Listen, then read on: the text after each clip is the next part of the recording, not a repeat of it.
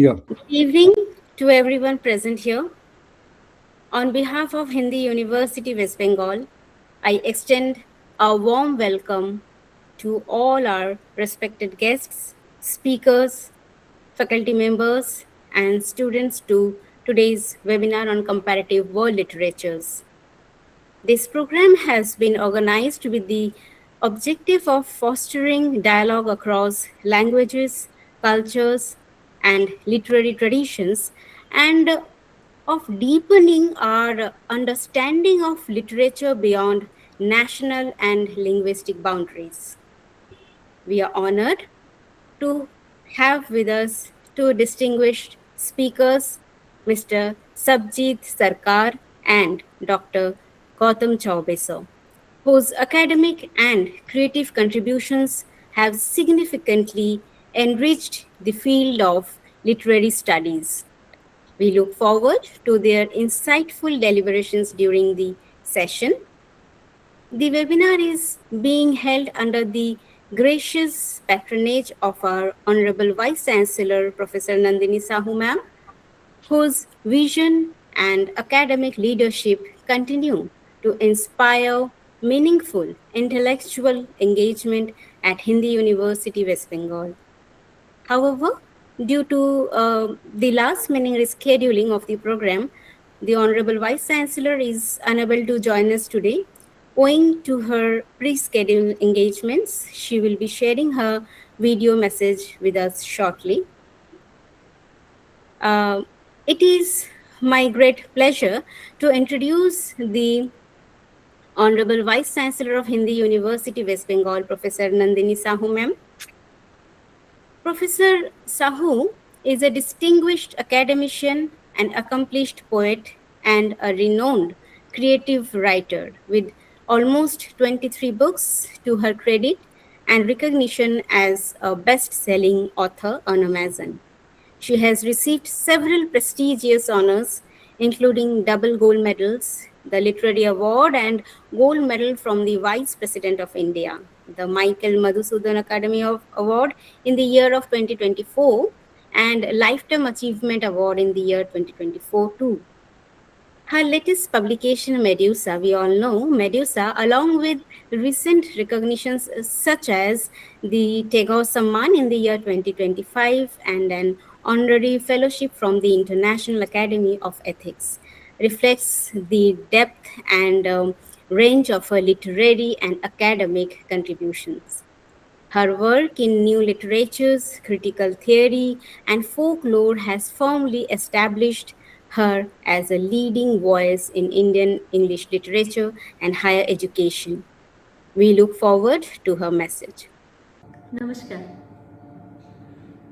I invite Dr. Gautam Choubey and Sarbajit Sarkar ji to be a part of Hindi University Special Lecture Series on Comparative World Literatures. I know both of them from very close quarters.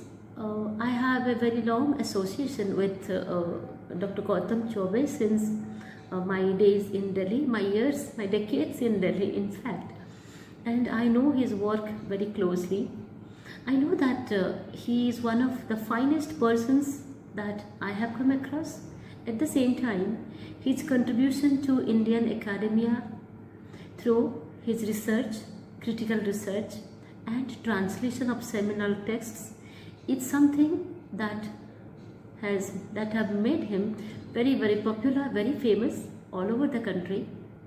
And he is a person who I can always go to in case I need any kind of help for the students vis-a-vis translation or research or publications. My long association with Dr. Gautam Choubey makes me very happy today that I could host him to be a part of our Hindi University Special Lecture Series on Comparative World Literatures. I could not attend the lectures in person because of my pre-scheduled engagements. But later on, when I listened to the recordings of both the speakers, I was very glad that they have contributed in a meaningful way to this important lecture series. I am sure that our participants, audiences, our students, research scholars and faculty members will be enriched by the lectures delivered by both the speakers today. As far as Sarbajit Sarkarji is concerned, I had known him through social media a few years ago.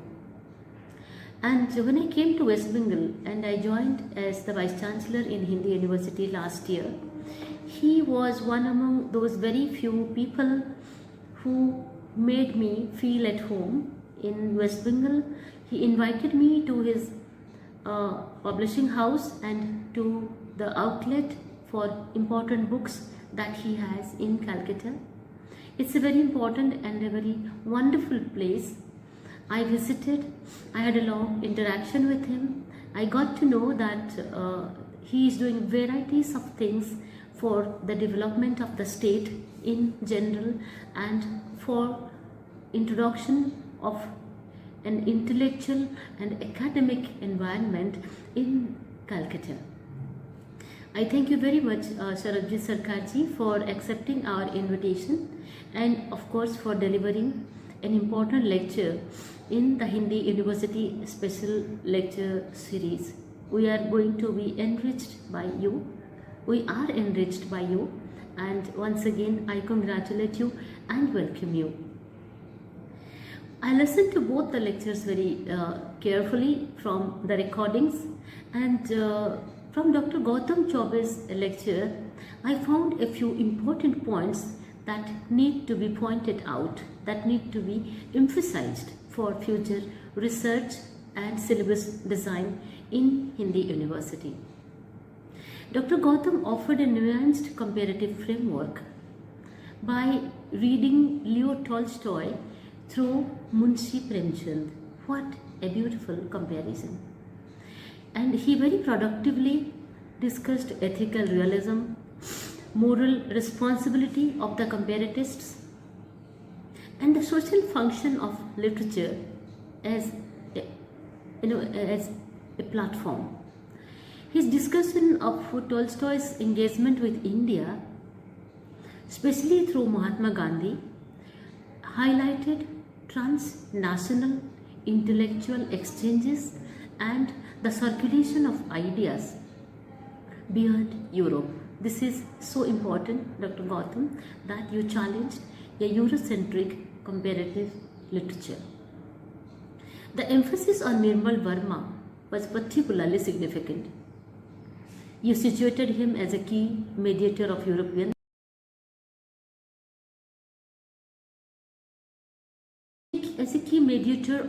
European literary consciousness in modern Hindi prose. I know that you are an eminent Hindi writer and translator, apart from being a professor of English. So, no doubt your ideas on Nirmal Verma are so radical and so creative as well as interdisciplinary. Your lecture demonstrated how comparative literary studies can move beyond influence hunting to ethical and cultural dialogue between two cultures and two languages. Thank you once again, Dr. Gautam, for accepting our invitation and of course for contributing to the lecture series in a big way. Now coming to Sarbajit Sarkarji's lecture, it compellingly articulated the scope and relevance of comparative world literatures in a globalized and uneven cultural landscape. He discussed comparison as a critical method rather than a mere aggregation of texts, emphasizing plurality, translation, and intercultural reading practices. You are not just a writer, you are a publisher, so you understand the needs and the demands of the market. So only you could have discussed this kind of an important point with our participants. Your lecture discussed how comparative approaches challenge the Eurocentric canons, rightly so, and it opens space for marginal indigenous and non-Western literary traditions. We have been trying to break the canon since the day one at Hindi University, and you contributed to that. Your intervention reaffirmed comparative world literatures as an essential discipline for fostering intellectual openness, ethical reading, and cross cultural literacy in the contemporary humanities. Once again, I congratulate both of you for being a part of this very important lecture series which has been creating ripples in the country. In future, we would need your support and help for our syllabus design and for more number of lectures and such activities at Hindi University. Thank you and namaskar.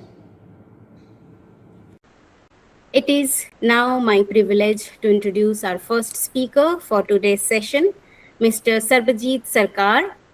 Mr. Sarkar is a poet, writer, and painter, translator, essayist, editor, and of course, an scriptwriter whose work spans multiple creative and intellectual domains. A bilingual literary figure from Kolkata, he has authored 7 books of poetry and 3 collections of short stories in Bengali and English. His critical essays on literature and art have appeared in several esteemed journals and platforms, including the Critical Flame, Sangbad Pratidin, Abahman, the Indian Express, and the 4-number platform, among others. He is the chief creative director of Hawajan Publishers, which has been honored with the BRICS Award for Excellence in Publishing. He has also translated the German expressionist artist Paul Klee's diary on art and aesthetics into Bengali, reflecting his engagement with cross-cultural literary and artistic traditions. In addition, he works as an illustrator and designer for several publications, contributing significantly to the visual and creative dimensions of publishing. We are truly delighted to have such a multifaceted personality with us today. May I now invite Mr. Sarbajit Sarkar to kindly deliver his lecture. Sir, please. Thank you so much. And thanks to Hindi University and thanks to Madam Sahu, Vice Chancellor, Honorable Vice Chancellor of Hindi University, that you have given me this platform to share my thoughts about world comparative literature. Before I start, let me start with a little anecdote about my childhood days. When I was about 8 or 9 years old, and when I started reading basically children's books and children's classics, I still remember 2 books in particular which kept haunting me throughout my growing up days too. And of course, I was a child then, so I didn't realize much about it. That was exactly the dimensions and the meaning those 2 books were carrying. But as I grew matured with my,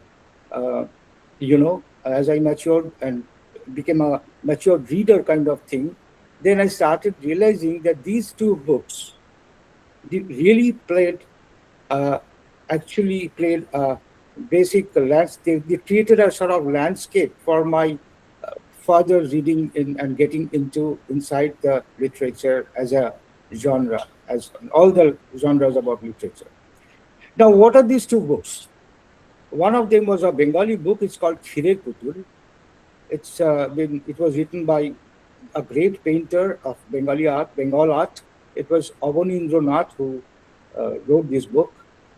And the other was Oliver Twist by Charles Dickens. Now, why I mentioned these 2 books is because if you see, since when I started my schooling, I was studying in 2 different languages. One was Bengali, of course, that was my mother tongue, and that's what we used to speak and read and write in our family also. But my entire schooling was in an Anglo-English medium school, and the medium was English. So I was conversant and I was able to studies in both the language. So that's how these two books, Khiret Putul, which was written in Bengali, and Oliver Twist, which was originally an English novel by Charles Dickens, both of them I read.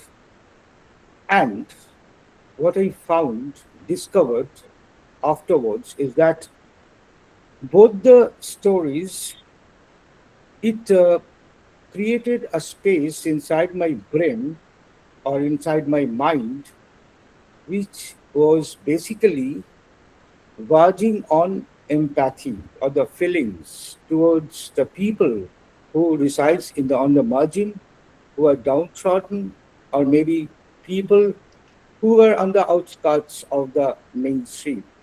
And it was about their struggle and their hopes and their dreams. And it's been written in two different languages, worlds apart. But even then, these two things, these two books, these two literature, example of literature, even if it was coming from a different poles in this world, but they have something very similar to them. That was the emotions, that was the good feelings, that was the dreams of the human beings anywhere inside in the world is same, almost same. But how the way it differs is only in their form. Now, these similarities between different literature that has been written throughout this civilization, whatever language it was been written, always carried the human emotions and the feelings and the thoughts, and they are more or less similar to each other. But it's been written in different language. It's been written in different forms, different narrative structures and forms. Now, why this difference came? So, in a way, literature always carried not only the human feelings and their thoughts and ideas, but it also carried different aspects of each individual's culture, their religion, their politics, their geography, their history. I mean, the entire thing which this world consists of, everything comes out with one particular objective in mind, and that in Rabindranath Tagore, our great poet, who summarized it in one single short sentence that what is Sahitya? Sahitya kya hai? What is literature? Literature is something that brings people together, that that gels everything everywhere, whatever the differences are, local differences or whatever is there. But even then, literature is something that gets people united, talks about a unified, harmonious, and homogeneous achieve, desire to uplift ourselves from our daily sufferings or griefs or whatever, all the negative feelings that people also carry due to the world's, the world, how it is today. Now, it's so literature in that way, uh, most important objective of literature becomes an act of resistance. I think that's a very, very important word in today's world when it's been traumatized by violence all across the globe. It's more reason that literature plays a very, very important part. And this literature doesn't come from one nationality or one geography or one plan of people. It comes from all over the world. Now, this study of world literature and the comparative study of world literature, it teaches us not only to see in literature in isolation, it teaches us to see or receive literature as a whole with its similarities and also with their differences, and how they are born and how the culture motivates them to take shape and how they influence each other. Because literature itself is like a river, a fast flowing, slow moving, but sometimes it's full of tide, but it comes with a flow. It always flows because that's what literature is all about. And comparative world literature, this study itself, and I just was taking some notes on it. So it says that it's an academic discipline that examines literary texts across different languages, cultures, nations, and historical periods. So they're moving beyond the boundaries of any single tradition. So this is the most important thing, that it doesn't project or doesn't gives an authority to one single national tradition. There are a lot of literature which happened all through the world and which is still happening, and in future also it will take shape. And this cross moving, this cross connection, and this travel, this journey of literature through places, through human mind, through human heart is what is important. And this is the subject, comparative world literature studies, which teaches us how to see into that. So, in a way, we learn as readers, as introspective readers, and as very, very readers who really love literature, we try to understand and we learn from this how to be empathetic to humanity, to the human beings, and also to the universe itself, to all the beings, all the lives that exists in this world. So, in that sense, I also believe that literature, and of course, world literature itself, teaches us how to become anthropomorphic rather than anthropocentric. Why I'm saying this, I've got a reason to believe that, because anthropocentric is to believe that we human beings are the best kind of species, and we can rule or we can dictate terms to everything in this world and any living beings in this world. No, I don't believe in that. Anthropomorphic, this thing itself teaches us how to be oneself with all the other living beings in this world. And why living beings? Oh, sorry, even plants are living beings. So to be in relation with plants as well as animals and the humankinds and the bugs and whatever is living in this world, we get to get make a relation with them, and that's what happens in that realm of literature. So uh, I won't go. I'm trying to share my thoughts about comparative world literature. So I'm not going into the theoretical part of it, as you must be. You are all learned people, and we have got good students all here. So you all know that what's the syllabus like. So I'm not going into deep in depth of that, because I'm not that way an academic guy. I'm talking from my feelings of being a poet and trying to understand the human beings, the emotions, and how what is a reality, and how imagination functions to change that reality also. This is what my intention of today's speech is. Now, I'll I'll show you something, a diagram which I was thinking about. Now, do you know what is this? Can you see this? This is called a fibril. And you know what is a fibril? Fibril is a sort of a fiber, which a single fiber which makes a it makes a fiber. Okay, but this is the single unit of fibril, which has got three this side and the three nodal points this side, and inside and in between there's a journey of it. Now it happens that uh, muscles are formed like this, and the tentacles, this acts as a tentacle between the muscles, and the bunch of it makes a muscle strength, makes our body strength, and that's how it works. Language actually works like that. Very recently I have been studying a book which is by Edward Glissant. Edward Glissant. I can show you the book also. It was with me right now.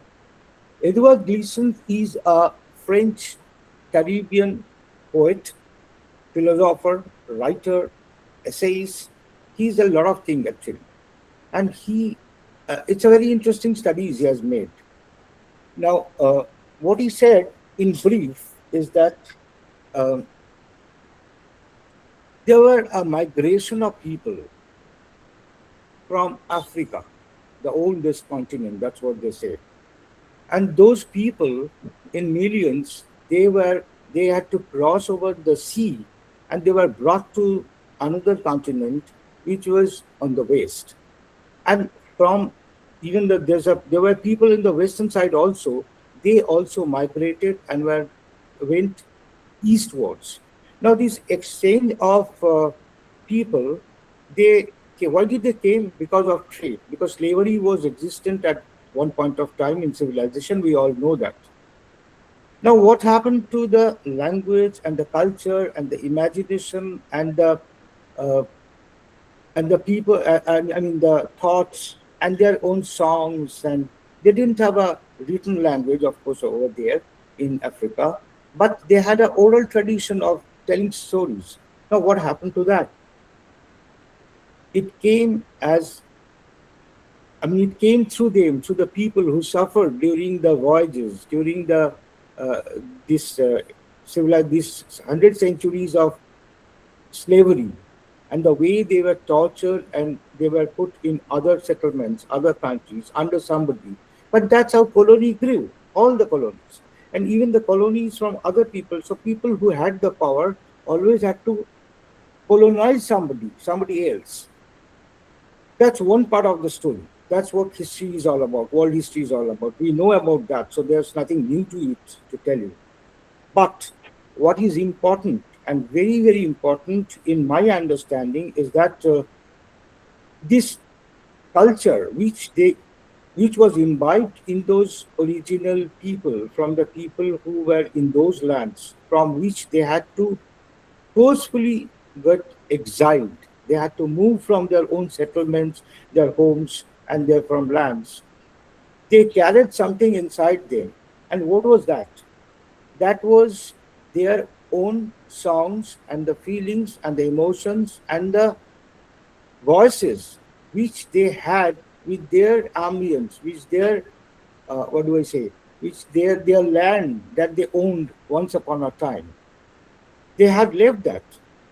They were taken away from their own land, but they carried that inside them, and that's how it traveled miles and miles and went to another place, and it took roots over there, but they never forgot the original root which were inside them. In their forefathers, it was them. Those root was there, and that's where carried through the songs, the literature, and all the words and everything.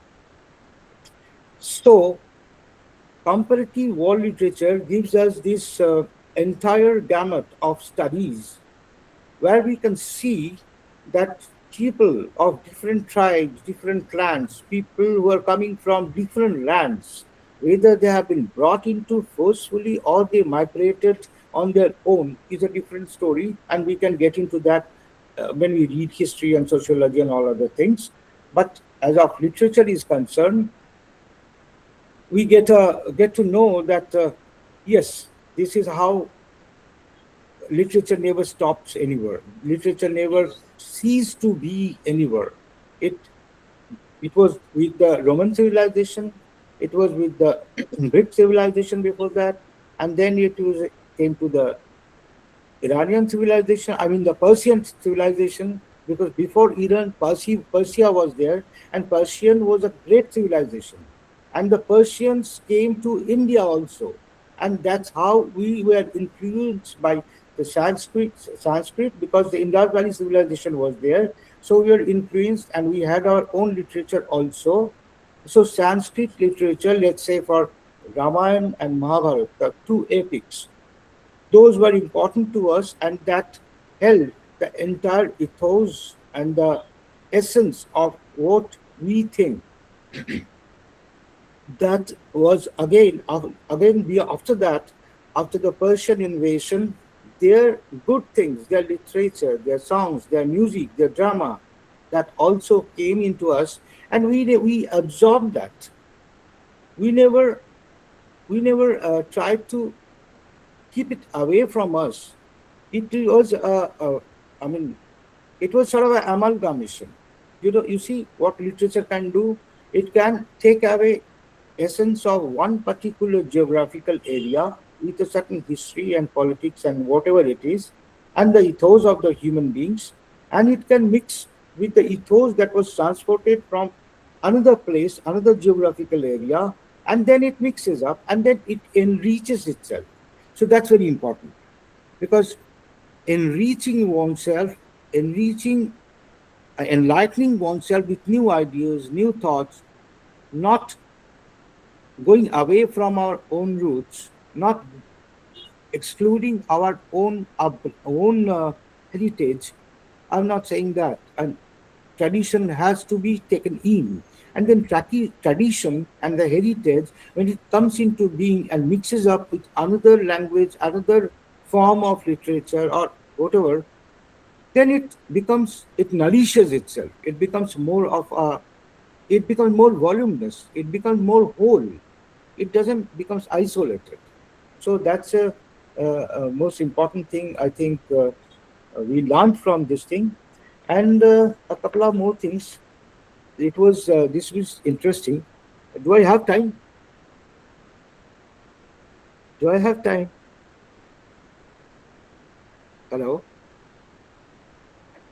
Okay. So and one more thing is very important. I was thinking about this, that how South Asian literature, if we are talking about our own kind of literature, that is South Asian literature, whether how important it is in today's world, and in what framework world comparative literature, in the framework of world comparative literature, how can South Asian literature, which is our own literature, we can say, it actually flourishes, and how it can interact with it in the total perspective of world comparative literature.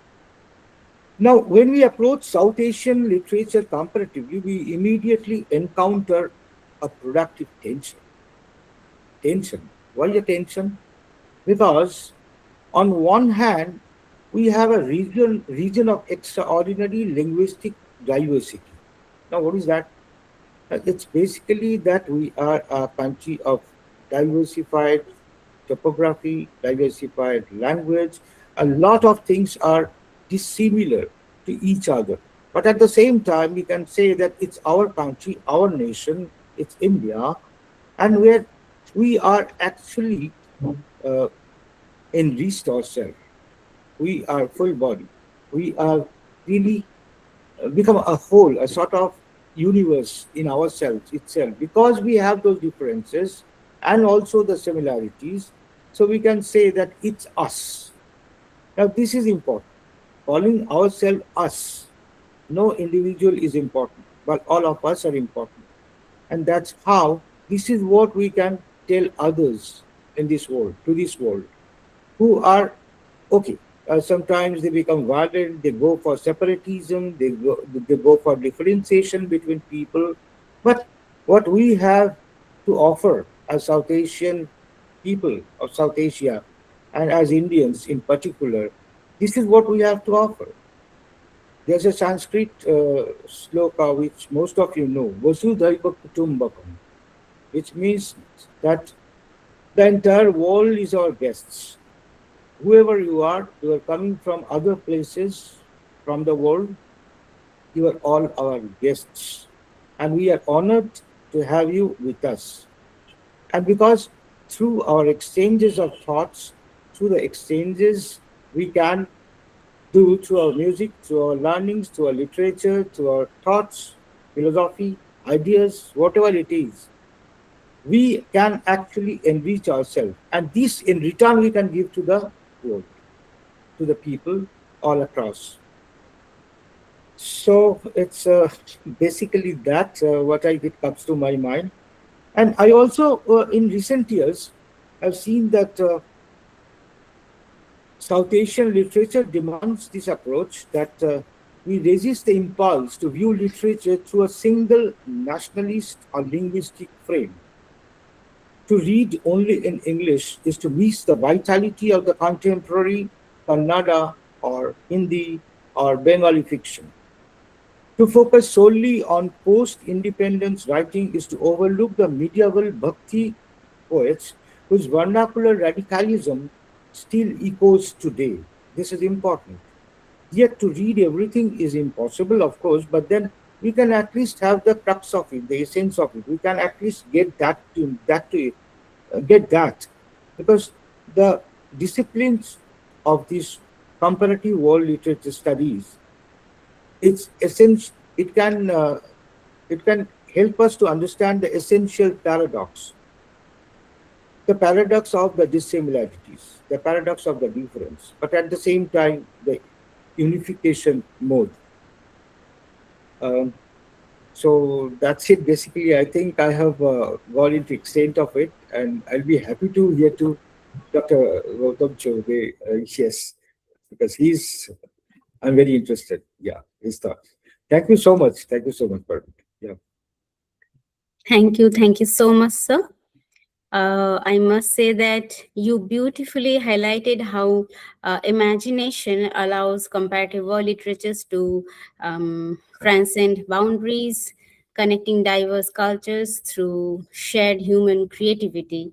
Through your insights, literature emerged as a space where world meet, converse, and I must say, and reimagine each other beyond linguistic and cultural limits. Thank you once again. And now I must say it is my pleasure to introduce our next speaker, Dr. Gautam Choubey. Dr. Choubey is an academic novelist and translator widely recognized for his significant contributions to contemporary literature discourse. He is also the host of Sansad TV's talk show on Indian literature, Likhavat, where he engages with diverse literary voices and ideas. As a translator, Dr. Choubey has brought important works to wider audiences. His translations include the prose fiction of Suryakant Tripathi Nirala, that is, a portrait of love from Penguin. Andre Beite, that is Lok Tantra or Uski Sansthaएं from Oxford University Press, and he has also co-translated the Hindi bestseller 12th Fail, we all know very much. So his critically acclaimed translation of Pandey's Kapil's historical romance, Full Sunghi from Penguin, holds particular distinction as the first ever translation of a Bhojpuri novel into English, marking a significant milestone in Indian literary translation. Dr. Choubey is also a bilingual columnist with his writings featured in leading publications such as The Times of India, Deccan Herald, The Pioneer, and Rashtriya Sahara, among others. His recent Hindi novel, Chakka Jam, set against the backdrop of the JP movement and the 1974 rail strike, has received wide recognition, earning the Kalinga Book Award in the year 2025 and the Shiv Kumar Shiv Smriti Samman in the year 2025 too. The forthcoming English translation of the novel has also been shortlisted for the Pen Salt Translation Grant, reflecting its growing international appeal. At present, Dr. Choubey is editing the book of literature, Hindi literature for Penguin, and is engaged in translating Manju Kapoor's Difficult Daughters into Hindi. We are truly honored to have such a distinguished scholar and literary figure with us today. Now, may I invite Dr. Gautam Choubey to kindly deliver his lecture. Sir, please. Thank you, Dr. Paramita. I'm very grateful to the Hindu University and to you and to Professor Nandini Sahu, Honorable Vice Chancellor of Hindu University in particular, for persuading me to come to this wonderful forum that has seen many eminent scholars speaking on different aspects of world literature in a comparative perspective. And thank you also for that very generous introduction. Well, it puts a bit of a pressure on me, Um, um, I've been given 30 minutes, and I thought that in the 30 minutes I have, um, please bear with me. There could be some background noise because there's some bhajan going on. The Navratras are here, and there is some ritual celebration happening. We're Uh, happy to have that background sound. in the blog, yes. So you'll have a background score to my lecture. I mean, how often do you see that? A lecture being put to a background score. In today's lecture, I'll speak briefly. 30 minutes is although not very brief, but I'll speak briefly on an aspect of world literature that has interested me a great deal, which is Leo Tolstoy's contribution to Indian literature and how that contribution has shaped Indian literature, and in a comparative perspective, to understand the consequences, the nuances of Leo Tolstoy's influence on Indian literature, and how that opens up the possibility of a comparative framework beyond the Eurocentric or the Anglophone world. In 1978, I think it will be a good way to start the story, when we celebrated the 150th anniversary of Leo Tolstoy's birth. India celebrated it with much pomp, and there was a holiday declared in India. How often do you see that? The birth of an author who never set foot in India being marked with such pomp and pageantry. So there was a national holiday, and many committees were constituted, and many lectures were organized, conferences were organized, journals, academic, literary journals brought out special issues dedicated to Leo Tolstoy. So it marked a significant event in our national life, and I think, and this is also almost 30 years after our independence. So what it led me was to think of Leo Tolstoy as a figure in world literature, who sort of opened up India's possibility, or it opened up Indian literature to influences from beyond the English world. Uh, when we speak of world literature, we are not only comparing texts across cultures, but we are also thinking of the roots of circulation, and also how texts travel and are translated and are reimagined in different contexts. And keeping that in mind, the example of Leo Tolstoy is very interesting to me. Uh, what I'm about to say, I look at Leo Tolstoy, I look at the way Tolstoy was imagined, and look at Tolstoy's own engagement with India, and look at how Tolstoy's stories were translated by Premchand very briefly. And in the closing segments of my lecture, I will look at the figure of Nirmal Verma, who takes this notion of world literature quite literally, beyond Tolstoy. His arrival in Hindi literature, or his oeuvre in Hindi literature, is almost uh,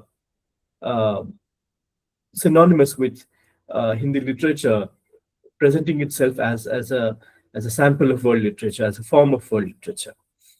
Um, Firstly, when you think of Premchand and Leo Tolstoy, the connection, Premchand translated his short stories that were meant as educational tracts, didactic short stories, which Tolstoy wrote for his peasants at his farm at Yasnaya Polyana. And he translated these stories, and while translating these stories as Tolstoy ki kahaniya, he changed the context quite a great deal, and he recontextualized them, and he imbued them with a distinctive Indian sensibility, a distinctive Hindi sensibility, or a distinctive North Indian sensibility.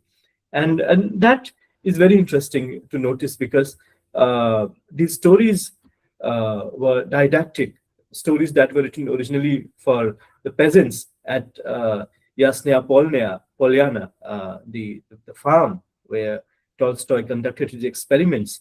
Tolstoy himself claimed that these stories were originally of Indian origin. So very interesting. Tolstoy writes these stories for his peasants and calls them stories with a distinct, describes them as stories of Indian origin. And then you have Premchand translating them, or contextualizing them, or adapting them to the Indian context and Indianizing them further. So it's as if the stories go from India to Tolstoy, and from Tolstoy they come back to India. So this is the trajectory that I'm trying to understand here, or perhaps very briefly map out for you in this short lecture. Uh, Now, uh, when Premchand is re-Indianizing these stories, the stories of in Tolstoy ki Kahaniya, many of the things undergo change. Of course, the setting becomes different. The Caucasian setting or the Tsarist setting, that changes. That the Orthodox Christian worldview, that also changes. So there are many changes that we see Premchand bringing about in his translations of Tolstoy. And this translation is crucial for comparative world literature. It shows that Hindi realist village, for which Premchand is famous, is not simply an indigenous or vernacular isolation. The village that Premchand portrays, and that becomes in a way emblematic of Indian life, because Premchand is then translated also in Russia. Premchand becomes one of the most translated of Indian writers in Russia, and therefore his representation, his idea of village becomes the representative of Indian village to the Russian people or whoever read Premchand in translation.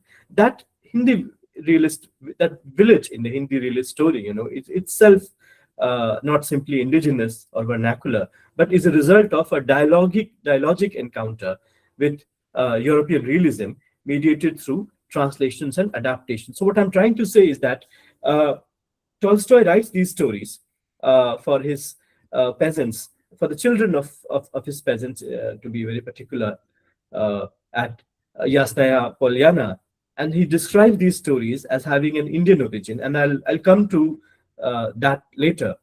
These stories then get translated by Premchand as Tolstoy ki Kahaniya, where he makes an attempt to Indianize these stories further by changing their context, by changing their ethical context, by changing also their religious context. And thus emerges the story, the village in Premchand's story, which in turn becomes emblematic of Hindi heartland or villages in North India. So what I'm trying to suggest is that these villages that emerge in Premchand's story, uh, uh, have emerged on account of a kind of an interaction, a dialogic encounter, a dialogic engagement with Tolstoy's own stories. And therefore, this encounter with European realism, that is mediated through translation and adaptation, becomes significant and perhaps lends itself to the assumption that these stories perhaps fit the label of world literature and also offer a kind of a comparative framework to understand that. The translation process also, as we know, domesticates Tolstoy. So we can think of this as a two-way movement. Tolstoy enters Hindi, but Hindi peasants occupy Tolstoy's plot, changing what the Russian story can mean in a colonial context. Now, Tolstoy, like I said, Tolstoy himself was quite inspired by India and had devoted a considerable length of his career reading Indian literature, Indian philosophy, and that is the reason why when he writes those stories, those didactic moral stories, he calls them very distinctly Indian. Tolstoy took up his India studies in 1870s and in 1880s, and this was in connection with publication of a series of books on Oriental thinkers, and he began with literature on Buddhism. He was drawn to Buddhism by its idea of equality. In his essays in the popular almanac, Family Reading, Tolstoy gave an accessible interpretation of ancient Indian moral teachings. He was also in awe of Indian antiquity and Indian sages. He had followed Vedas also. We gathered that from some of his writings, and he considered Vedas as a masterpiece of world literature. And he said that the Vedas express the highest emotions. So Premchand Tolstoy, engages with Buddhism. Thereafter, we see him engaging with the Vedas. He also corresponds with a number of Indian scholars. For example, around 1901, he corresponds with Ramaseshan, who was a writer and public figure and the editor of Madras journal, The Aryan. In this letter, Ramaseshan wrote a letter to Tolstoy, to be very fair, and described in the letter, Ramakrishna described the plight of his country and asked Tolstoy for a word of encouragement to his compatriots in their struggle for national liberation. And Tolstoy replied in 1901. So that was the first direct encounter between Tolstoy and an Indian scholar or an Indian politician, in this case, a journalist, Ramaseshan. Between 1905 and 1907, Tolstoy exchanged letters with philosophical and public, and another important philosopher and public figure, Baba Premanand Bharati, who was then living in Los Angeles and was publishing the journal The Light of India. Tolstoy disagreed with some of his views. Bharati was quite buoyant and about the victory of Japan in the war, and he was hopeful of the Asian resurgence and a resurging India along those lines. But Tolstoy did not agree with that view. But Tolstoy, in his famous letter to Hindu, quotes extensively from a book that Premanand Bharati wrote on Krishna. So even though Tolstoy disagreed with some of what Premanand Bharati had to say, he quotes at length. He translates some pages from his book on Krishna and quotes some lines from that book in his famous letter to a Hindu. Tolstoy also corresponded for a number of years with a Madras-based political writer, Gopal Chetty, who was the editor of New Reform.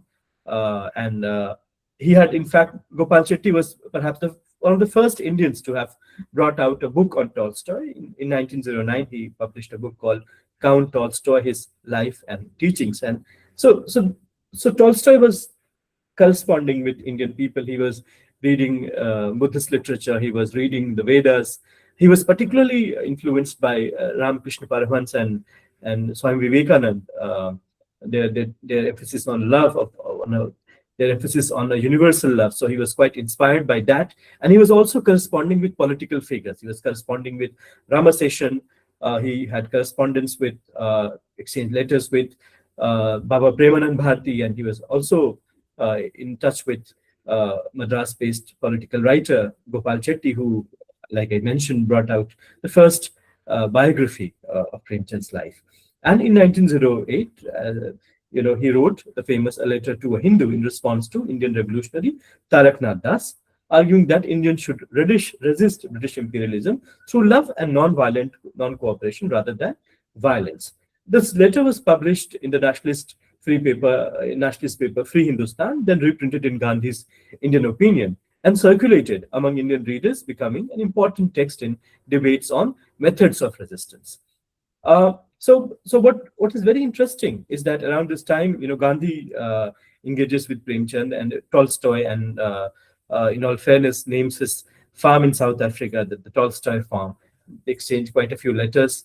So to Gandhi, and through Gandhi to Premchand and other people who were invested in the nationalist movement, Tolstoy emerges as a European sage who spoke to them, who agreed with their worldview, and who was also familiar with their worldview in the sense that he had read Buddhism, he was familiar with the Vedas, the teachings of Ramakrishna, the teachings of Vivekananda, and was also in correspondence, in touch with a lot of Indian political figures and writers and journalists. So he knew the political currents in India. He knew the philosophical and currents of Indian antiquity, and his methods and his philosophy was something which the Indians, agreed with, or perhaps saw as their own. And he was also dealing with the plight of Russian peasants, which resonated with the Indian populace back then. So to them, he became a kind of a guiding light. And Gandhi, we all know, Gandhi's engagement with Tolstoy, and how that engagement in turn, brought a certain limelight on Tolstoy and endeared him to Gandhi's generation and to the next generation of Indian writers. And that is why in 1978, we are as a nation celebrating 150th birth anniversary of Tolstoy. But there is an interesting quote that I want to draw your attention to. If Gandhi helped Indians, or if Gandhi drew Indians' attention to Tolstoy, Tolstoy too, became significant to later writers and later thinkers in assessing the contribution of Gandhi or the philosophy of Gandhi in the context of the nationalist movement. So going back to the arc, the cyclicity of this comparative world literature frame that I'm trying to imagine. Here is a figure, an important figure in Russian literature, who has familiarized himself with Indian knowledge or Indian body of knowledge, let's put it that way, by engaging with the Vedas, by engaging with the Buddhist philosophy, by engaging with some of the contemporary political and historical commentators in India, such as Baba Premanand Bharati and Taraknath Das, and of course Gandhi, Ramaseshan and Chetty. And he writes these stories for his peasants and their children, for the education of the children of his peasants. And these stories are then get translated are adapted into India, adapted for an Indian readership or by Premchand, and who makes an attempt to Indianize them. This is one axis. The other axis is Tolstoy emerges as an important thinker, a European thinker, to the Indian mind through Gandhi.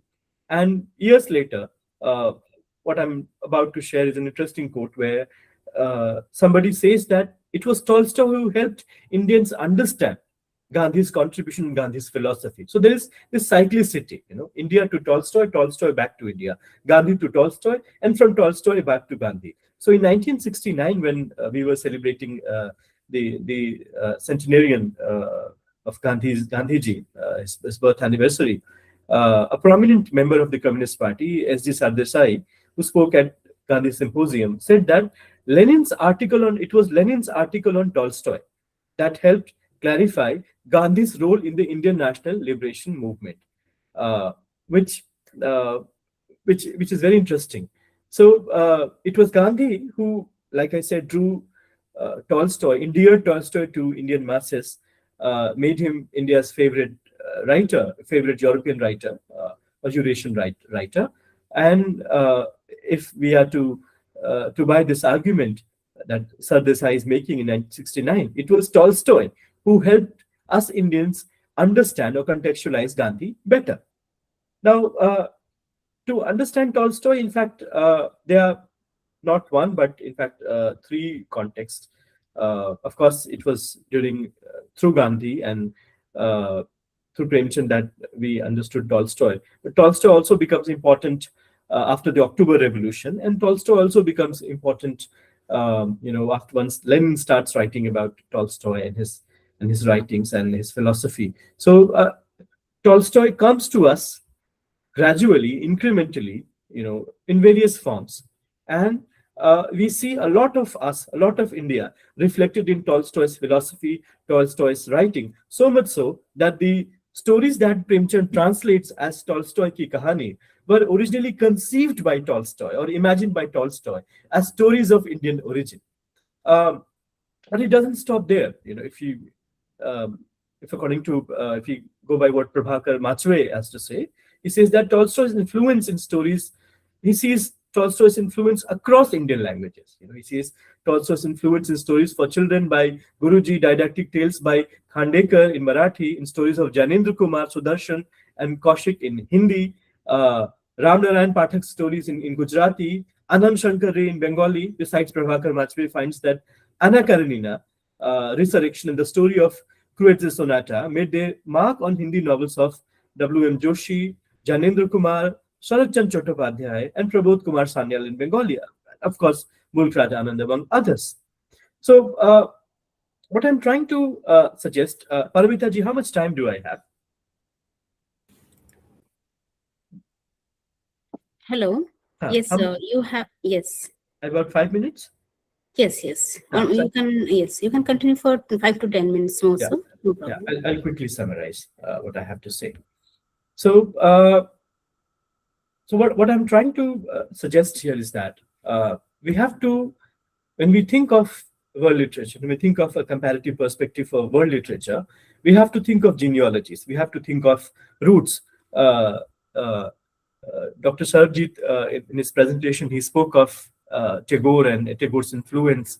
And I remember visiting Shantiniketan and how the whole Shantiniketan, the is divided, is, or let's say is taken up by different nationalities. So there's this segment that's maintained by the French. There's a segment that's maintained by the Czech, by uh, Southeast Asian countries, uh, of course, by England, by America. So you see this influence of global presence. You see the whole world in a way, coming together quite literally to give form to what we know as Shantiniketan. And if Shantiniketan is to be considered as emblematic of Tagore's literature, Tagore's literature acquires its dimension and its form from its encounter with the world, which is wonderfully manifest in how Shantiniketan is curated today for the visitors. Now, what I'm also trying to suggest is that when we think of world literature, we have to think of the lineages of world literature. We have to think of the way texts circulate. We also have to think of the ways in which authors circulate. And one author in particular that I spoke of was Leo Tolstoy. And I suggested that Leo Tolstoy circulates in India through Gandhi, circulates in India on account of India's fascination with the October Revolution. He circulates in India on account of India's fascination with Lenin and the communist movement in India, or the socialist movement in India. But at the same time, Tolstoy himself is a product of global consciousness, and he has devoured, so to speak, a great deal of Indian sensibility through his engagement with Buddhist literature, through his engagement with Vivekananda and Ramakrishna, through his engagement with the Vedas, through his engagement with figures like Gandhi, Ramaseshan, Chetri, and of course, to name just a few. So when Premchand translates Tolstoy for Indian readers, he's essentially Indianizing something which is already Indian in essence. And this gives a wonderful context, a wonderful way of understanding the cyclicity of world literature for us. And perhaps this trajectory of world literature, which is not derivative, which is not mediated only by translation, but appropriation or adaptation, reaches a kind of a fruition in the figure of Nirmal Verma. Nirmal Verma comes to mind, who spent a great deal of time in Cold War Europe and translated considerably from Czech literature. And for many years, Hindi authors and critics felt that he was a Hindi writer who wrote with a European sensibility. And that to me is the essence of world literature. So if was a Hindi writer who wrote with European sensibility, Tolstoy was a Russian writer who also wrote with some Indian sensibility. Nirmal Verma as an Indian writer, writing with Czech and European sensibility. Tolstoy as a European writer, Eurasian Indian sensibility. And that is something which we see being celebrated in India. And that is why he emerged as such an important influence on Indian nationalist movement and nationalist thinking. Yeah, so I'll stop there. Thank you. Thank you so much, sir.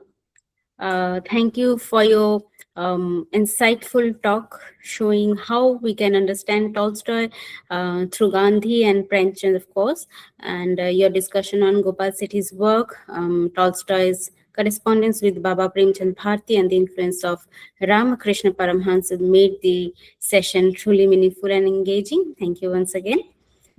And as we come to the close of today's webinar on comparative world literatures, it is a moment of both reflection and gratitude.